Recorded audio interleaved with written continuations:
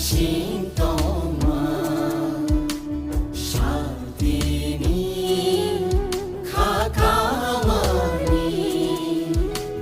Kifilka Nai sintoma Shaltini Kakamani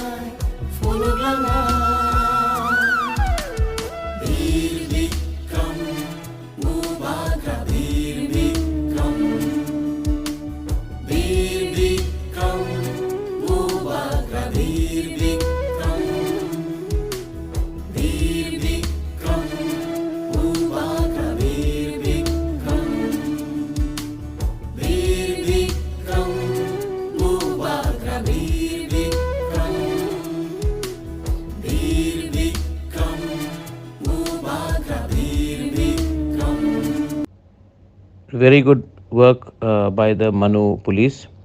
मैं उनको धन्यवाद बोलता हूं और मैं जानना चाहता हूं कि बड़ा स्मगलर कब पकड़ा जाएगा। अभी तक छोटे छोटे स्मगलर पकड़े जाते हैं।